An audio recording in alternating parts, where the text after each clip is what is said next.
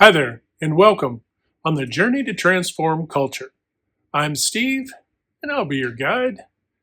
Well, folks, I hope you're having a fantastic day and an even better week.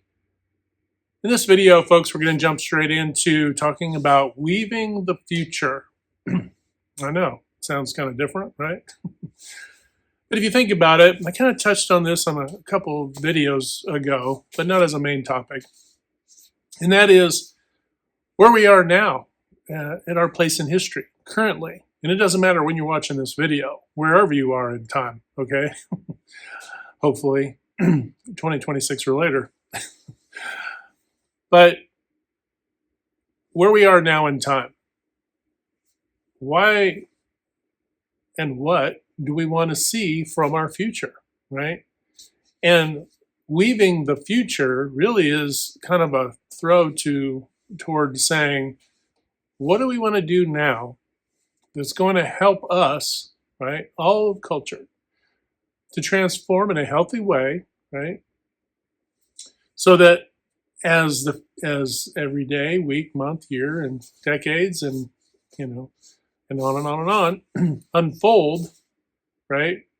That eventually we, as we go, that we've improved the journey, and not just, maybe barely maintained it, and hopefully not slid backwards, right? What do we need to do, right? And so the question begs is, how do we want to weave the future, weave, our activities so that our future outcomes, many generations ahead, say 1,000 years into the future, are not only productive, right, which should go without saying, but I guess I need to say it, but but but that our connections are strong, right? That cultures are getting along, that there we have, that there's opportunity for everyone, which is a tall order. So you have to ask yourself, and let me take a quick pause there to say, hey, look, in these videos, oftentimes we'll jump in and talk about organizational culture because that's where we typically congregate as teams, right? Not always, but for the most part. And then we also congregate in other civic organizations and clubs and churches and family and friend groups and all the things, right? But wherever we come together as groups, they're all connected. And so to transform culture isn't to say, oh, we have to, oh, if we don't do these one thing, this one thing, or I have to change everything about me and nobody else is going to. No, folks, this isn't all. It's really kind of an all or nothing, right? We either all paddle our little rowboat called Earth. We either all paddle life forward in unison, or we're just going to go in circles, right? Repeating cycles, right? Repeating the same history every 20 years. And look back every 20 years, there's some kind of conflict, there's some kind of upheaval, there's some kind of something, right? And oftentimes it's a human initiated thing, not natural, right? Not natural disasters and so forth, although those do occur on occasion, right? But it is the broadest sweeping thing. It's humankind essentially getting in its own way. It's literally like the left foot stepping, tripping the right foot, and the whole body suffers, right? All of Earth, all cultures suffer. So when we look at, we can't exactly know what, the future exactly will be, but you have a picture in your brain of how you think it would be better, right? How it could improve, right? Now, that isn't to say that we have to throw away all the good things. No. In fact, it means we need to preserve and keep intact the good things, right?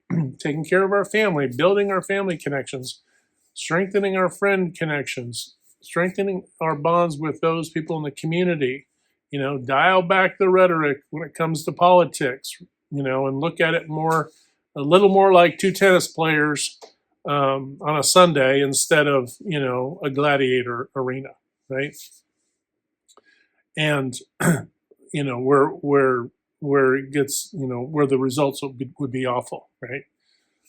So So we have to kind of step back from the hyperbolic stuff, right? We've got to step back and go, what's the most important thing? And if you think about it, to weave the future together means what? Strengthening those connections in our lives. Now, if we look at this jumping in from an organizational perspective, you have to imagine it from say through this lens. Typically, you regard a rebellion as not such a healthy thing. But what about a healthy rebellion?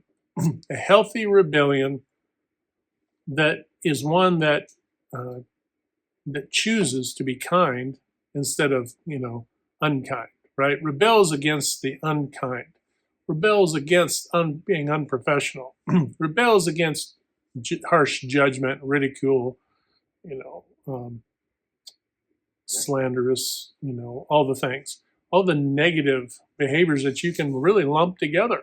What about rebelling against that? Because really, in every moment, we have a choice, right? The next page of our lives is not written. And because it's not written, you get to choose tomorrow, folks.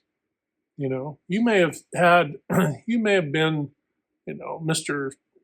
or Miss Scrooge, okay, for the first few decades of your life. But you have a choice. You have a choice. This is where story and creative, the arts really, and creativity can reveal lessons to us, right? We have a choice that we can make. A choice in the tomorrow. When we wake up tomorrow, we turn the page that isn't written, and we get to fill that page up with good things, right? Healthy things, things that heal past wounds, where we forgive others. Maybe we have to maintain boundaries, but we can still forgive and move on and let everybody, live their journey, right? Sometimes that's the best that it can be for now, right? And this goes on and on. If turning the page and the next page isn't written means you get to weave all the next pages of your, or write in all the next pages of your life, right? And fill that book with things that will what? Like a domino affect the future. Like a domino affect your family and your friends and your community and all of these things. Transformation isn't always going to be about, well, what did I do while I'm here? Although it can be, right? I built a building, or met some major project or accomplishment, but it can be, right? Those can be highly influential and have good outcomes, provided that's what you're doing it for, right? You're not doing it for strictly material or attention seeking, right? If there's something that you're doing to receive validation, then that's how you know your journey. You'll always be on a journey, but that's how you know where you are on the journey. Because if you need someone out external to you to validate who you are, that's how you know you're in trouble. And that's how you know you need to look at your life and go, hey, the next page isn't written. What can I do, right, to put some good stuff on those next pages, to weave that, right? We get to choose the thread if we're using the weaving analogy, right? Is that, for the gold thread, right? The gold and red thread, and to create a tapestry, right? A really wonderful tapestry, because you might be using gold and whatever, and somebody else is using silver, and others are using this, and others are using that, and we're weaving together our future, folks. We're weaving this future. Every moment, every decision you make, every response comes down to my attitude. Is my response negative? Is it sarcastic? Is it snarky? Is it a little bit empty? Is it feel? And it's fine. We can have moments where we feel these things, but when we start to act those things out, now we're affecting our future. We're quite literally affecting our future, right? So we don't want to introduce things into the weaving, right? That's going to hurt us and hurt those, in culture. We just don't. When we do things that are going to hurt, then we have to own those things, and we have to do a little maintenance on our tapestry, right? You could think of when fires have have burned, say in churches and other places where in over in old Europe and whatever, where because of wars and this and that, and tapestries were burned and everything. Some of those were completely decimated and ruined, right? But how much, and you see where people go in and they do restorative projects to restore things back, and and it's meticulous, right? So this weaving is a meticulous process, folks. It's meticulous and careful, and it should be careful, right? Because remember, every day, new page, whether it's teaching children, mentoring peers, right? Leading people in your organization, leading people in your community. Maybe you're a great team member, right? You're the go-getter, you're a problem solver, you're this. We all have our gifts and talents, and you are that, right? And you're that's your contribution, right? That is your weaving of uniqueness into the tapestry. But you have to ask yourself, okay, are there areas where I'm not weaving really good thread, right?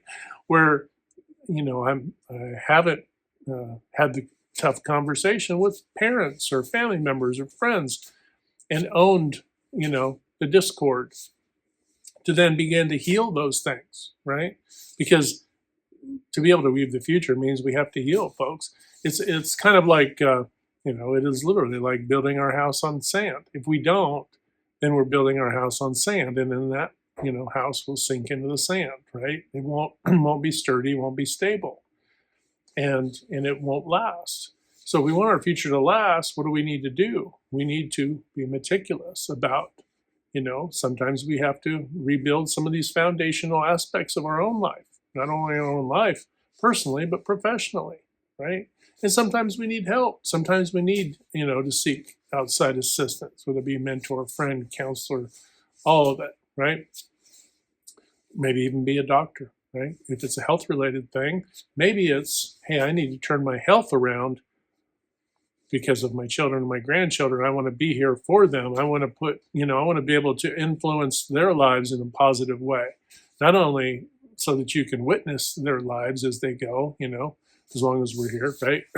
But also so you can contribute nuggets of wisdom and insight, and the stories of experiences you had, right? And how you helped others. I remember having a paper route, and everything you see in the movies about where the paper boy is throwing, the paper, and it's banging, throwing in the yard, and it's throwing in the, it's just going everywhere. Sure, that happens. But I remember being taught, no, you go up and you place the paper in the little catch under the mailbox. And where I was at, they happened to be under, on the porch because of snow and rain and everything, 4 seasons, right? So you did that, but and then you learned that, and you did that, but when you look back as as I've gotten older, when you begin to realize, oh wait, the why was never really answered. Not that I really questioned it. I just did it because, okay, this is how we should do it. We should do it that way. Fine.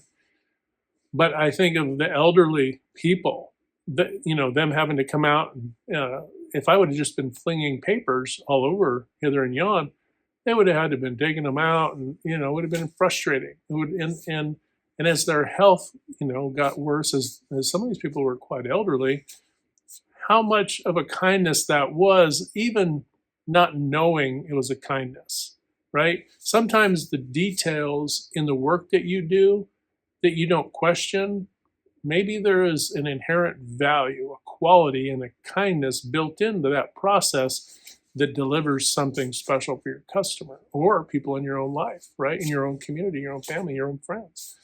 Maybe it's taking that a little extra, taking a little extra care. Revamped my uncle's shop, and it was an absolute mess. I wouldn't, you couldn't walk in here without,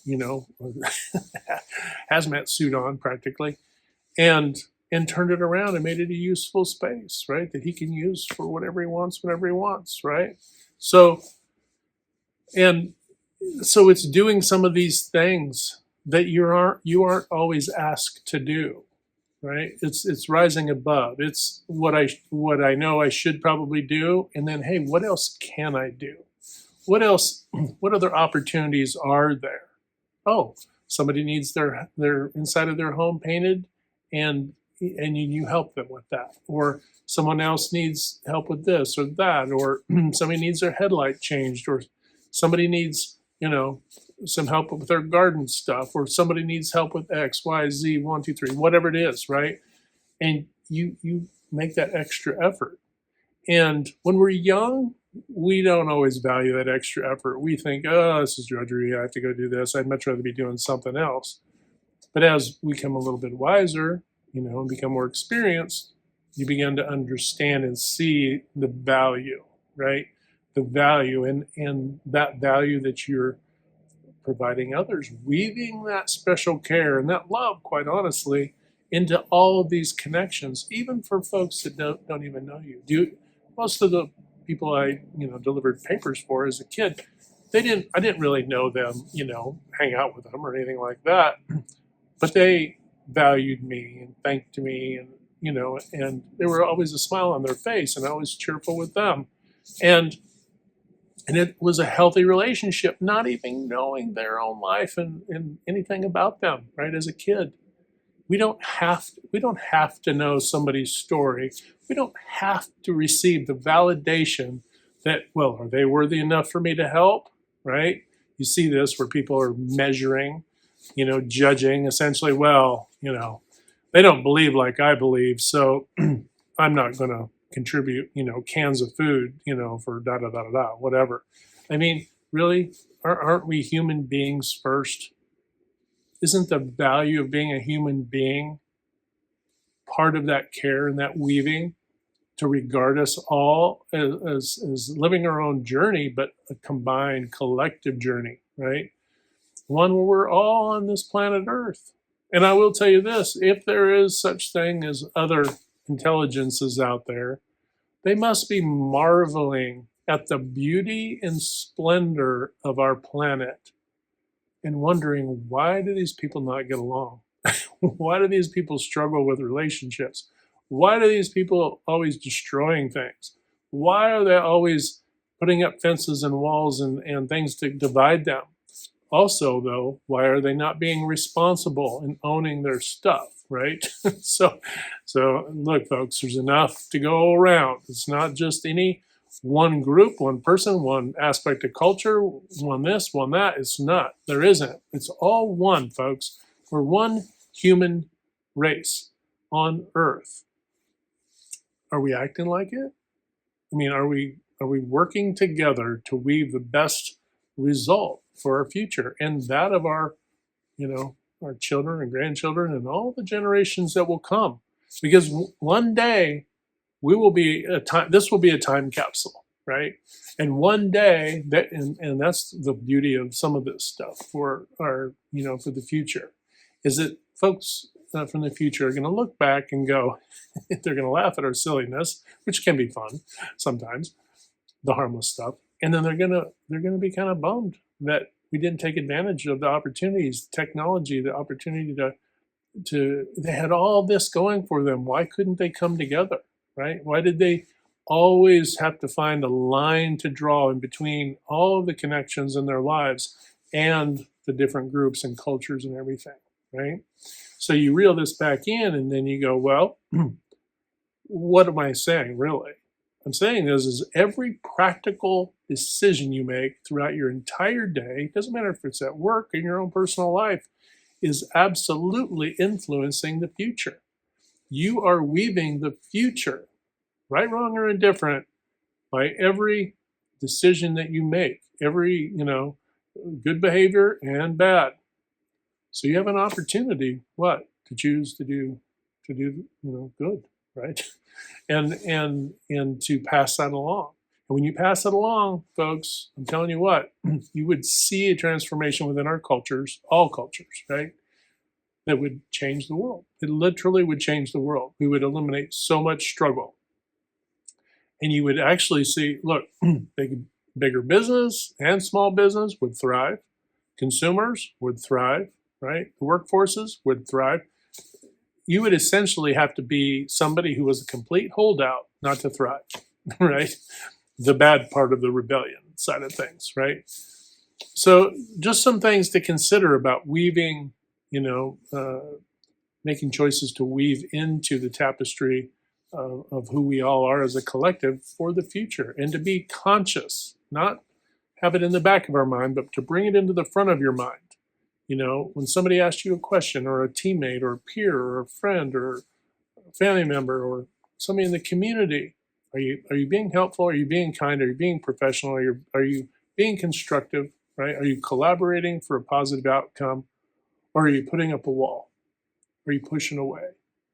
Do you have a sour attitude? Is your attitude bad? Do you have a bad attitude? Right? And where's that coming from? So it also means breaking our conditioning. We've conditioned ourselves in some instances to be this way, and we've allowed ourselves to be conditioned to become this way, right? The only other thing beside that is you're choosing to be that way because you've doubled down on it. Okay, I'm being an actual rebel, and I hope not. So on that note, remember, folks, every day, 3 to 5 times a day or more, hit that good green domino to uplift, motivate, inspire, and just encourage one another.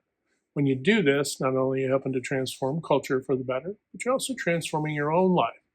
But remember, we can't transform anything on the outside if we're not willing to sincerely transform on the inside. And that's super special. All right, folks, I hope you're having a fantastic day. Hit like, share, and subscribe. And until next time, we'll talk to you later.